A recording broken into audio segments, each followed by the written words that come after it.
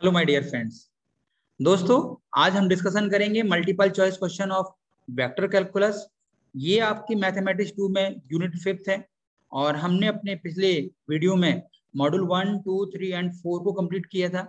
आज हम मॉड्यूल 5 को कंप्लीट करेंगे और ये एग्जाम के पॉइंट ऑफ व्यू से काफी इजी यूनिट भी है आपके लिए, क्योंकि इसमें बहुत सारा पार्ट ऐसा है कि जो आप ऑलरेडी पहले से पढ़ चुके हैं और ये आपको ना बहुत हेल्पफुल देगी। इसमें आसानी से आप मार्क्स को निकाल सकते हैं। ऐसा नहीं कि थोड़ा सा ना टिपिकल है, कॉम्प्लेक्स टाइप की है ना, ऐसा कुछ इसमें नहीं है। बहुत आसानी से मार्क्स को ना हैंडल कर सकते हैं। इसमें 14 मार्क्स की यूनिट है। टोटल आपकी 5 जो यूनिट है, total 14 into 5 is equal to 70 marks. तो सबसे पहले, अगर आपने हमारा channel doctor Sanjeet Kumar subscribe नहीं किया है तो उसको सब्सक्राइब कर लें, क्योंकि एक ही प्लेटफॉर्म पर आप सारी चीजें आसानी से हैंडल कर सकते हैं।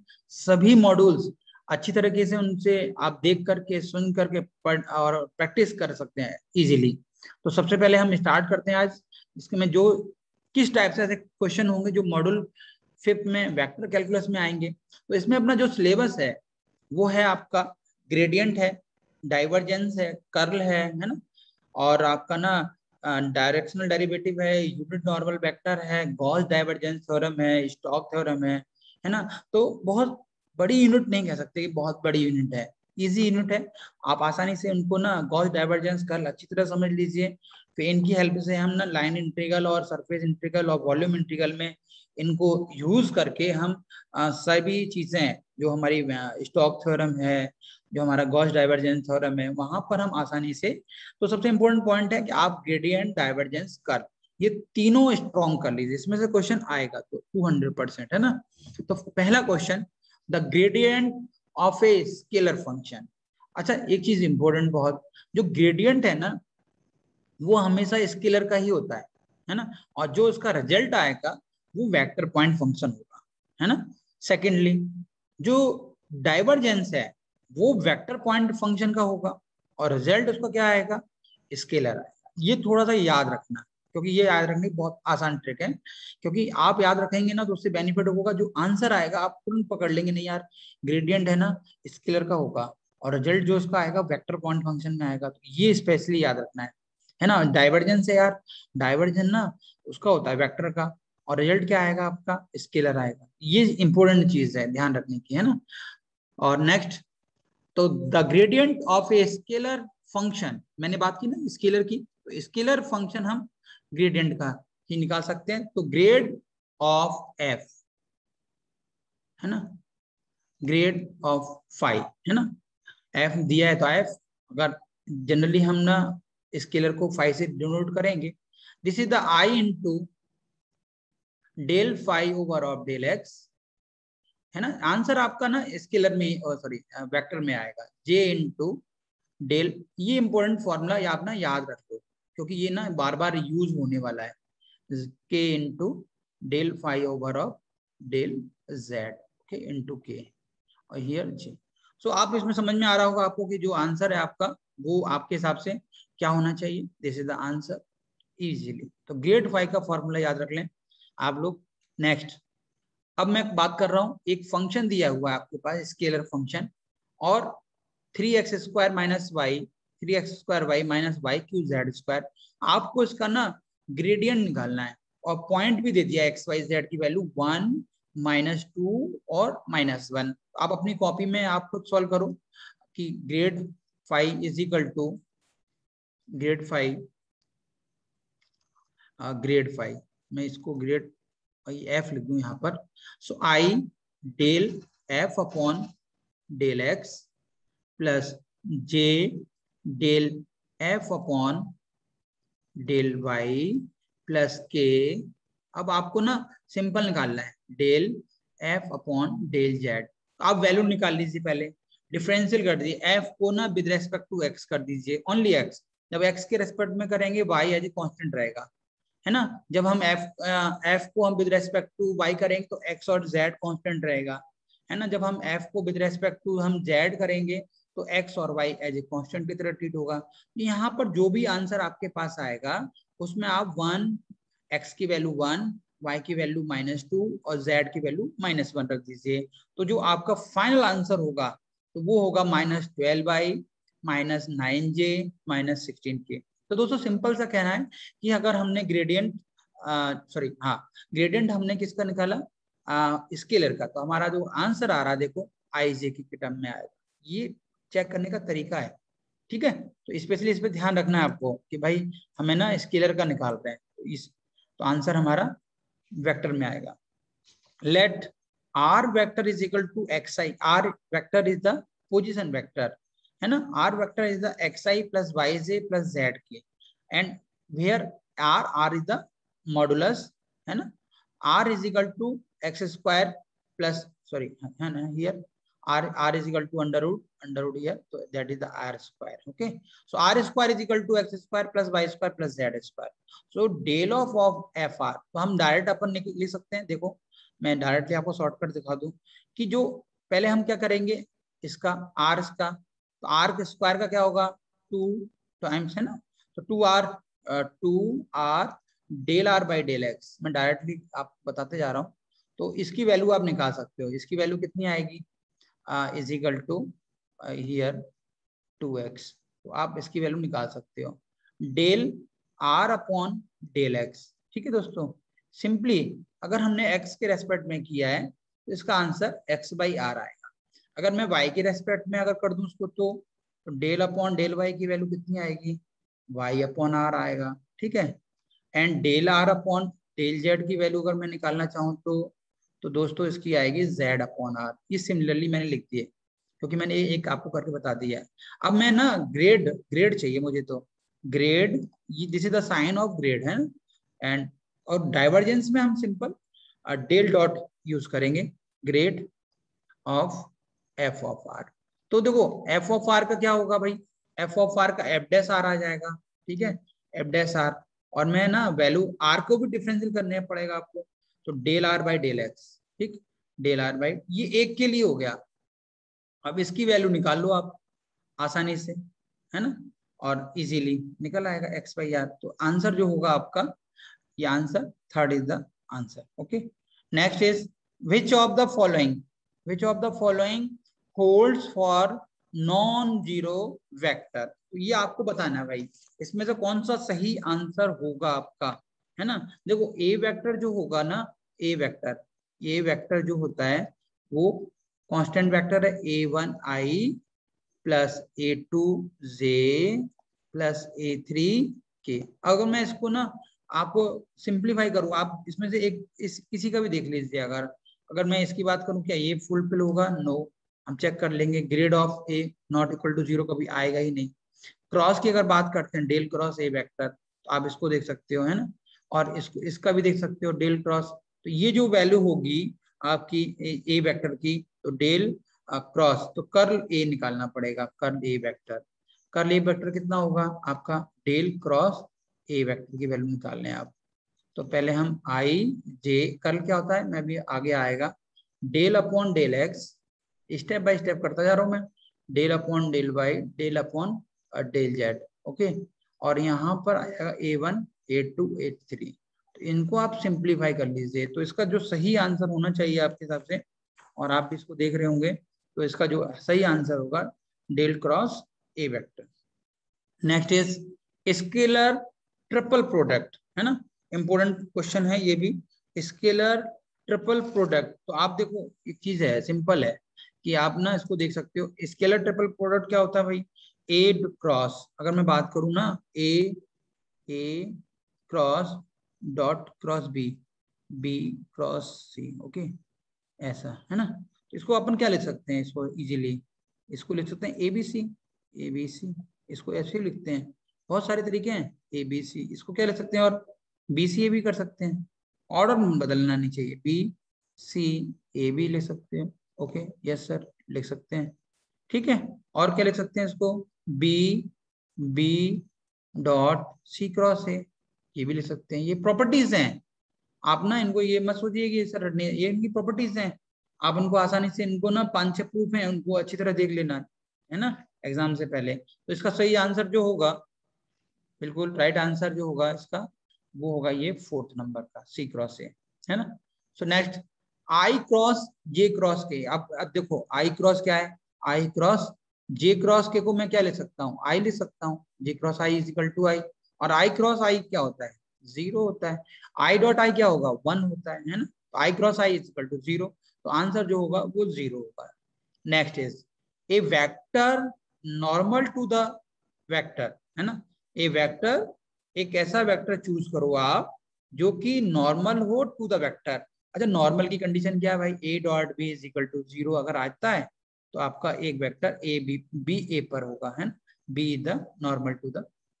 अब मैं पहले को ट्राई करता हूँ, सपोज मैं इसको ना ए की वैल्यू लिख देता हूँ, आई प्लस टू जे माइनस के, है ना, और बी की वैल्यू मैं लिख देता हूँ थोड़ी देर के लिए आपके लिए सामने, बी में पहले वाले को चूज कर लेता हूँ।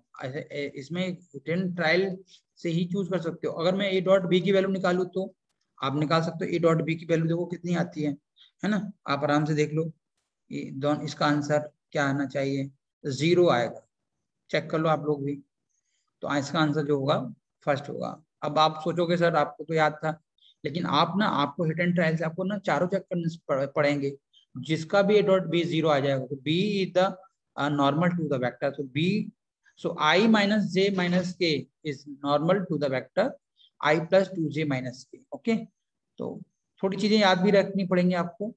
इफ एफ एफ क्या है, एक वेक्टर पॉइंट फंक्शन है क्योंकि आई जे के आ रहे हैं, है ना, देन डाइवर, मैंने भी आपसे बोला कि डाइवर्जेंस होगा जो, वो हमेशा वेक्टर पॉइंट फंक्शन का आएगा, और जो उसका रिजल्ट होगा वो हमेशा स्केलर होगा। अब आप इसमें से ना स्केलर ढूंढो, तो बी तो आपका आंसर होगा नहीं, है ना, अब बच्चा ए सी और डी में से कोई एक होगा, है ना।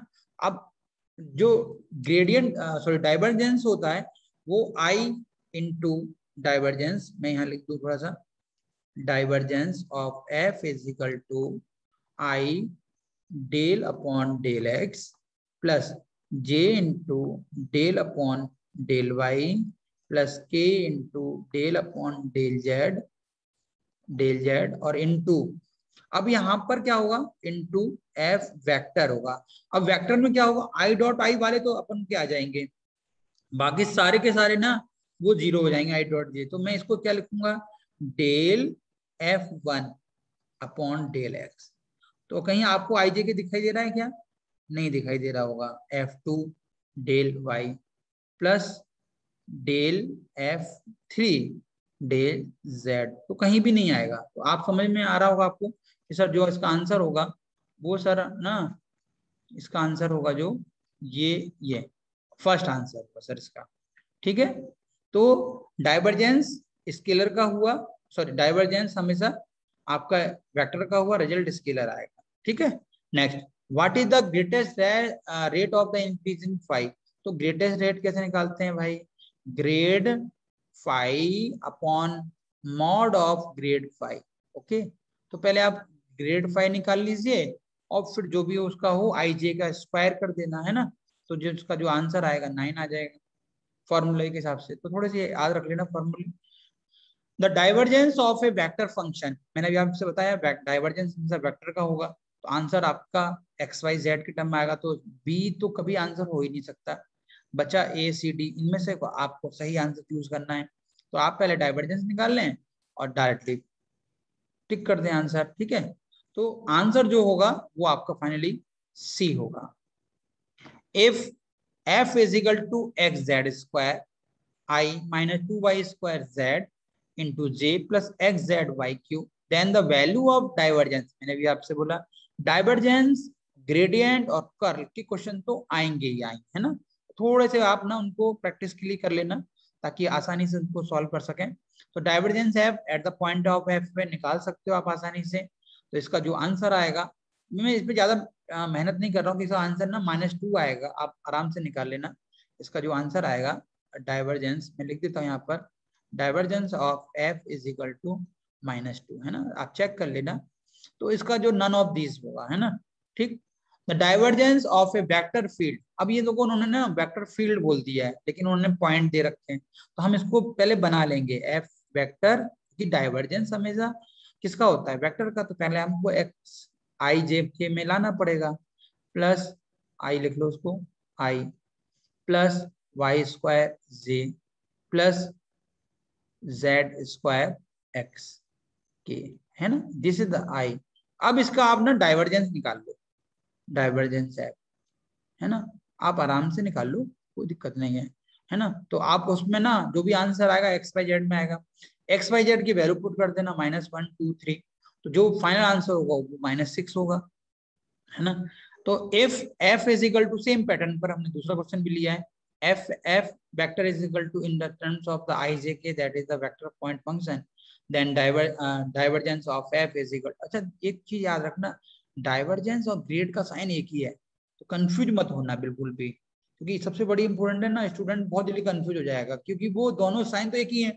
अब स्टूडेंट ये सोचता है कि भाई मैं कहाँ कहाँ क्या यूज करूँ, तो ये एक याद रखो कि भाई डाइवर्जेंस है तो वेक्टर का होगा, ओके, अगर ग्रेडियंट है तो स्केलर का होगा, है ना, इतना याद रखना है।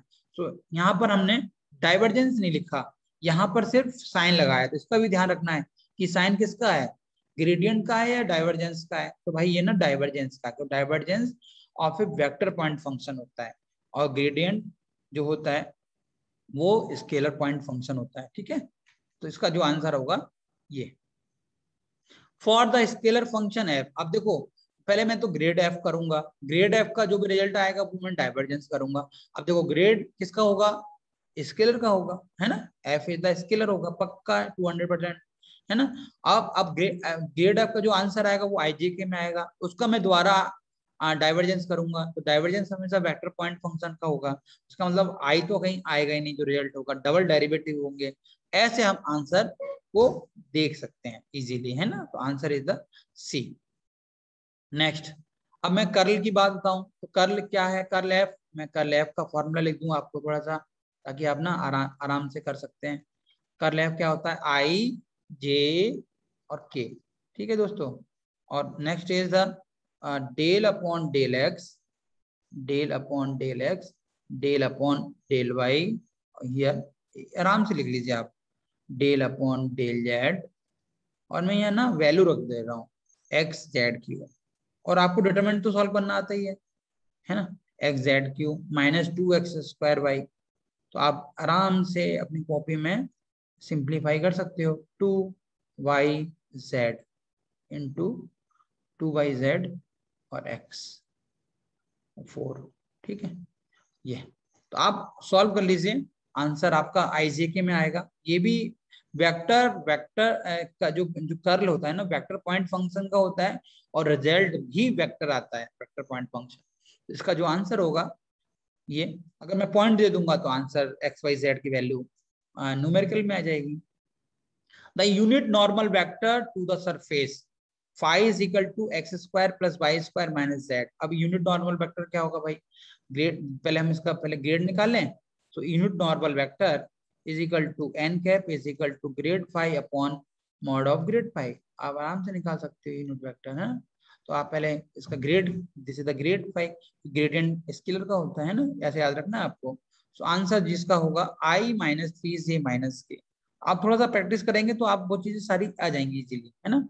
Next is the divergence of the 3 dimensional radial vector, तो आर वेक्टर जो होता है, पोजीशन वेक्टर जो होता है, वो क्या होता है, xi + yj + zk, ठीक है दोस्तों। अब मैं इसका ना आर वेक्टर है ये, अब इसका मैं डाइवर्जेंस निकालना चाह रहा हूँ, तो डाइवर्जेंस किसका होता है, आर वेक्टर का, वेक्टर फंक्शन का होता है, तो 1 + 1 + 1, तो आंसर आपका जो होगा वो 3 होगा, ठीक है। तो फॉर द स्केलर फील्ड, अब स्केलर फील्ड है भाई, मैग्नीट्यूड द ग्रेडियंट, तो आप सीधे ना मैग्नीट्यूड निकालना है, तो grad phi upon mod of grad phi, okay. तो आप आसानी से निकाल सकते हो, स्केलर मैग्नीट्यूड निकालना है तो mod of grad phi only, ठीक है। तो आंसर जो होगा आपका √5 होगा, ठीक है। एक स्टेप बाय स्टेप आप करते जाओगे ना, तो वो सारी चीजें ना आपकी आसानी से होती जाएंगी, क्लियर। तो सबसे पहले आपको ग्रेडियंट याद रखना है ना, और आपको डाइवर्जेंस याद रखना है, कर्ल याद रखना है, ये तीनों चीजें ना बहुत इंपॉर्टेंट है। Next is so here, if A vector and b vector are two arbitrary point function, arbitrary vectors with magnitudes of a and b, a cross b। तो आप इजीली ना इसको ना सिंप्लीफाई कर सकते हो कि a क्रॉस b की वैल्यू ना क्या आनी चाहिए। आप देख सकते हो सिंप्लीफाई करके, आप इसको देखो एक 1 by 1 करके। तो आप ना इसलिए जो आंसर होगा आपका फाइनली आप चेक कर सकते हो क्या ए स्क्वायर बी स्क्वायर है क्या, कि सर ये तो नहीं आ रहा इसका आंसर, है ना। तो आप इसमें से जो सही आंसर है उनको आपको ना चूज करना है। सबसे इम्पोर्टेंट बात है कि जो सही आंसर है वो कौन सा होगा। तो आप इसमें से ना इजीली एक एक करके ट्राई भी कर सकते हो, कोई बड़ी चीज नहीं है। आप एक एक काम कर सकते हैं, अपन इसको ट्राई कर लें कि जो A square B square minus, है ना, तो इसका जो आंसर होगा A square into B square minus of A dash. मैं ना एक एक करके क्लियर कर देता हूँ। तो A square B square minus A dot B square, है ना, तो ए डॉट बी स्क्वायर, ये है ना, इसको इसको आप सॉल्व कर सकते हो।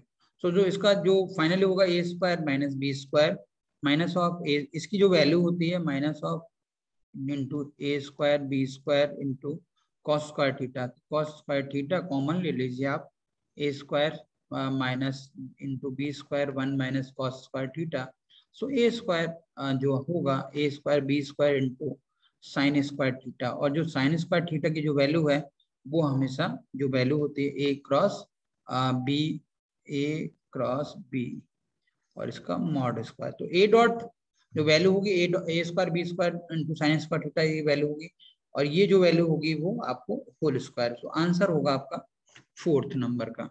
ठीक है, थोड़े कंसेप्ट वाले क्वेश्चन भी आप उनको ध्यान रखना है कि ऐसे क्वेश्चन भी आ सकते हैं।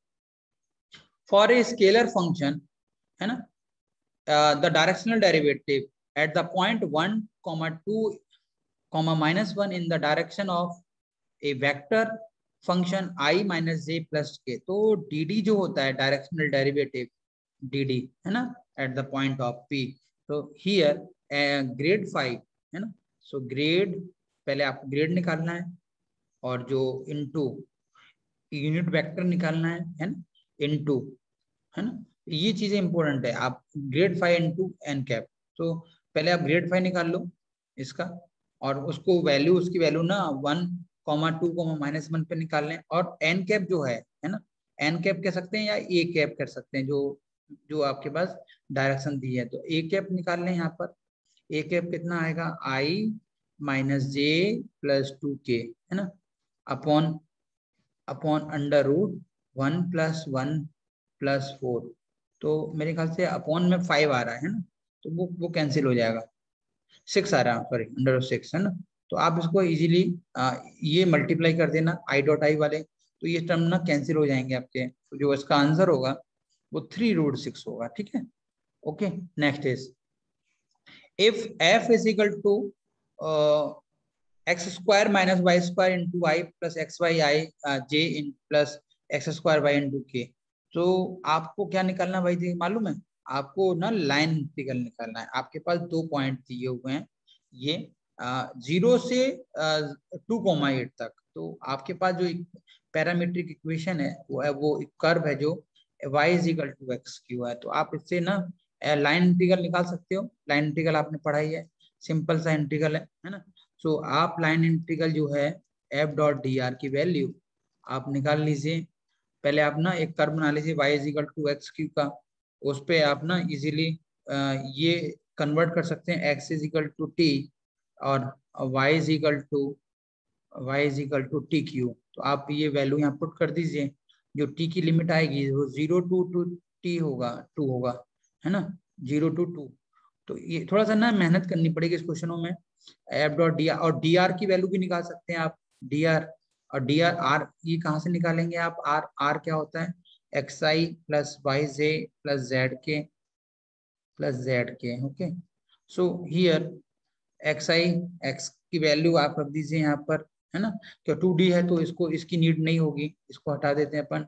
2D है तो जेड इज इक्वल टू 0 है ना, क्योंकि आपके पास यहाँ दिया हुआ देखो जेड है ही नहीं, तो ओनली 2D कर्व है। तो एक्स की वैल्यू टी आई हो जाएगी प्लस वाई की वैल्यू हो जाएगी 3 टी क्यू जे, है ना। तो ये यहाँ से आप डी आर निकाल सकते हैं, डी आर। तो ये जो आपकी जो वैल्यू होगी F vector into D R by D T, dr by dt into dt, तो पूरा पूरा फंक्शन आपका t में कन्वर्ट हो जाएगा और t की लिमिट जो होगी 0 टू टू होगी, है ना। तो इसको आप जो भी आंसर आएगा उसको इंटीग्रल कर देना विद रेस्पेक्ट टू t और t की लिमिट आप पुट कर देना, है ना। तो आपका जो फाइनल आंसर होगा 824/21 आएगा, है ना। तो मैं आपको थोड़ी ट्रिक देते जा रहा हूँ ताकि आप उनको आसानी से सॉल्व कर सकें। Next is the line integral of v into dr of the vector function v into r is equal to 2xi। अब दो v into r की उन्होंने वैल्यू दे दी है आपको। अब v into r की वैल्यू जो दे दी है वो उन्होंने ओरिजिन भी दे दिया है, पॉइंट भी दे दिया है। तो इसको ना इंटीग्रल कर सकते हैं, इंटीग्रल ऑफ, ये भी लाइन इंटीग्रल का क्वेश्चन मालूम है, ये भी लाइन इंटीग्रल का क्वेश्चन है। यहाँ पर ना v डॉट डी आर है, तो आप आसानी से इनको ना निकाल सकते हो। कैसे? इंटीग्रल करके, कर्व कर्व उन्होंने दे दिया नहीं, लेकिन उन्होंने कर्व की जगह पॉइंट दे दिए हैं उन्होंने, ओरिजिन द पॉइंट, तो आप उनको इजीली उनको देख सकते हो। तो जो आंसर जो होगा आपका फाइनली 1 होगा, ठीक है। ये स्टेप बाय स्टेप करते जाओ। तो आपको थोड़ा सॉल्व करना पड़ेगा, ऐसा नहीं कि बिना सॉल्व करे ये v डॉट आर की वैल्यू आ जाएगी, नो। तो थोड़ी मेहनत करनी पड़ेगी। अब थोड़े क्वेश्चन स्टॉक और डाइवर्जेंस थ्योरम के। अप्लाई स्टॉक थ्योरम, तो सबसे पहले इंपॉर्टेंट है भाई, स्टॉक थ्योरम का ना फॉर्मूला आपके पास होना चाहिए कि आपके पास कि स्टॉक थ्योरम है क्या, है ना। सबसे पहले आप स्टॉक थ्योरम कहीं ना कहीं लिख लो, क्योंकि उनको आप लिख लोगे ना, स्टॉक थ्योरम और गॉस डाइवर्जेंस थ्योरम दोनों को नोट कर लो, है ना। तो एक 1 बाई 1 में यहाँ लिख देता हूँ। स्टॉक थ्योरम इंटीग्रल ऑफ, है ना, इंटीग्रल लाइन इंटीग्रल जो है वो आपका इक्वल होगा स्टॉक थ्योरम में इंटीग्रल ऑफ सरफेस इंटीग्रल के, ठीक है, सरफेस इंटीग्रल के of curl F into N cap into D S, ठीक है। ये स्पेशली याद रखना कि लाइन इंटीग्रल का यूज हम सरफेस इंटीग्रल में जाकर के कर सकते हैं। कर्ल एफ आपको इसका निकालना पड़ेगा, तो कर्ल एफ की जो वैल्यू आएगी वो होगी 2xy, है ना।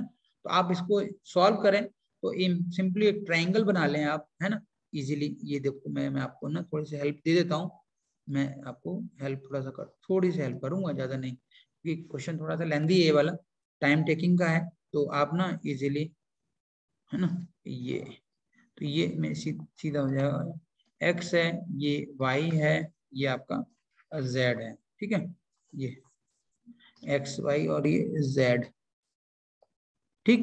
तो ये तीनों वैल्यू हैं। तो यहाँ पर आप ना इक्वेशन को नोट कर लो इसको, ये है ना, सॉरी उल्टा बनना है, कोई बात नहीं। ये पॉइंट आपके पास दे रखे हैं 20003, और इसका पूरा कर्ल एफ निकाल लो। कर्ल एफ के बाद इसकी जो लिमिट्स हैं वो ये एक्स वाई प्लेन में तो तीन तीन प्लेन हो जाएंगे आपके पास। एक ये ओ एक्स वाई, है ना, प्लस एक प्लेन हो जाएगा ये ओ वाई जेड हो जाएगा, है ना। और एक तीसरा प्लेन हो जाएगा एक्स ओ जेड, है ना। मैंने डायरेक्टली लिख दिया है, तीनों को ऐड कर देना आप, इसका जो आंसर होगा वो 21 होगा। The value of F dot D are, same question है आपका ट्राइंगल का, इसको भी आप ना इजीली एक ट्राइंगल बना लेना, है ना। जो पॉइंट्स है जैसे भी बताए थे, कर्ल एफ निकाल लेना। अच्छा, एन कैप जैसे निकालते हैं ना, एन कैप निकालने का तरीका क्या है? अगर एक्स वाई प्लेन में है तो N cap is equal to K cap, ठीक है। एक्स वाई है तो जेड नहीं है, ये ऐसे याद रख सकते हो। एन कैप की वैल्यू क्या होगी? एक्स वाई प्लेन में के कैप। ऐसे ही वाई जेड प्लेन में तो एन कैप की क्या वैल्यू होगी? आई कैप, आई, है ना। अगर एक्स जेड प्लेन है तो एन कैप कितना होगा? जे। तो ये थोड़ी ट्रिक है आपको याद रखने की। ऐसे ही सेम प्रोसीजर इसमें भी होगा। Then answer is the 1/3। Use the divergence theorem, the value. अच्छा, डाइवर्जेंस भी भाई याद रख लो, डाइवर्जेंस क्या होता है। अगर मैं डाइवर्जेंस की बात करूँ ना, ये here double double integral F into, है ना, एन इंटू ये ds, तो सबकी यूनिट वेक्टर बहुत इंपॉर्टेंट है। तो ये आपका ट्रिपल इंटीग्रल के बराबर हो जाएगा, डाइवर्जेंस ऑफ, नाम ही है डाइवर्जेंस एफ इंटू डीवी। तो ये थोड़ी सी याद रखनी है आपको, तो आप आराम से इसको भी सॉल्व कर सकते हो।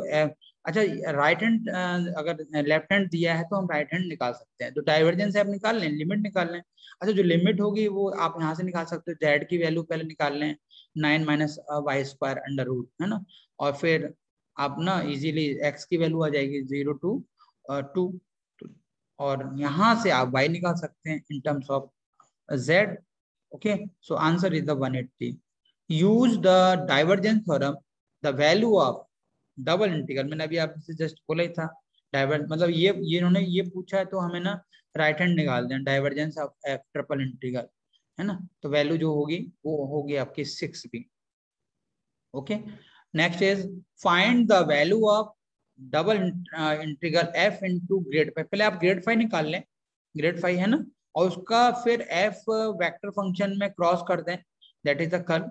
और जो इसकी लिमिट होगी वो -1 to 1, -1 to 1। ओके, तो आप इसको आसानी से निकाल सकते हो, और जेड की वैल्यू भी -1 to 1। इसका जो सही आंसर होगा वो 0 आएगा। एक बार आप चेक जरूर कर लें सबके, है ना। Next, using Stokes theorem, the value of f dot dr is equal to f of is equal to yi plus zj plus xk where c is the circle। तो सर्कल का उन्होंने पूछा एक सिंपल सा, तो एक सर्कल बना लें आप, है ना। पॉजिटिव क्वाड्रेंट का f डॉट डी आर की वैल्यू निकाल लें आप, है ना। स्टोक्स थ्योरम पहले कर्ल एफ निकालें इसका, तो कर्ल एफ की वैल्यू जो आएगी, curl F is equal to 2xy i, है ना, 2xy k आएगा, है ना। तो और एन कैप आपका देख ही रहा है, सी इज द सर्कल है। एन कैप की वैल्यू भी निकाल लें आप आसानी से, किसी भी प्लेन में आप ले सकते हैं, है ना। तो अगर प्रोजेक्शन ले रहे हैं एक्स वाई प्लेन में तो के कैप आएगा, है ना। तो आंसर का 2xy आ जाएगा। तो इसका सही आंसर आएगा pi. z is equal to 0 plane, है ना, तो एक्स वाई प्लेन ही होगा, गिवन है ऑलरेडी। तो एन कैप तो ऑटोमेटिकली के हो गया, तो आप निकाल लीजिए इसको, है ना। So double integral F dot D R is equal to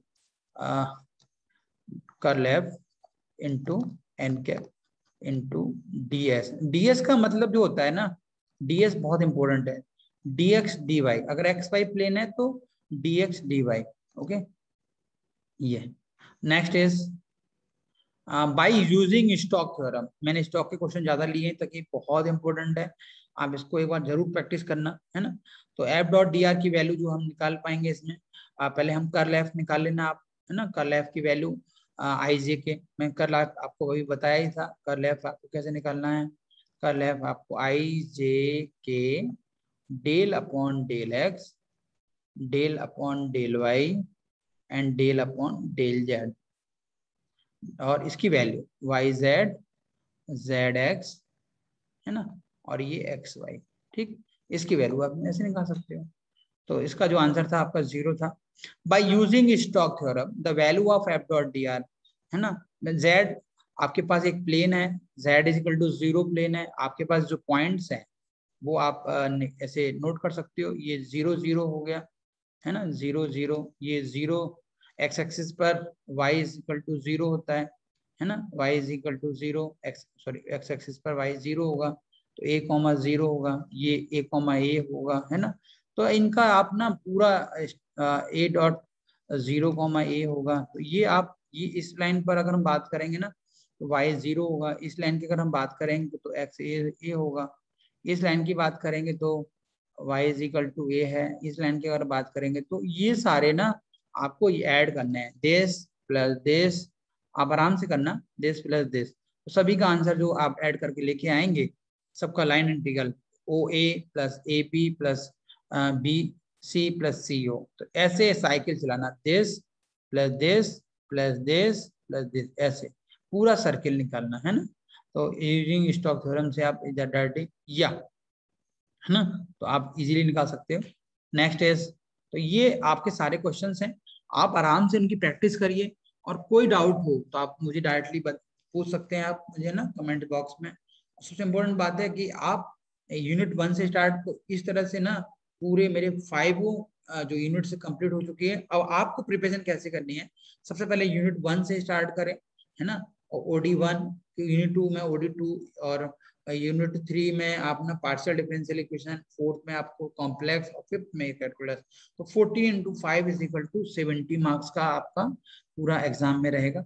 दोस्तों, अगर आपको हमारा ये वीडियो अच्छा लगे तो आप शेयर करना बिल्कुल ना भूलें। सबसे इम्पोर्टेंट बात है, अगर बिल्कुल अच्छा लग रहा है तो सब्सक्राइब करना तो आप बिल्कुल ना भूलें। So all the best, all of you. So thank you so much once again. All the best.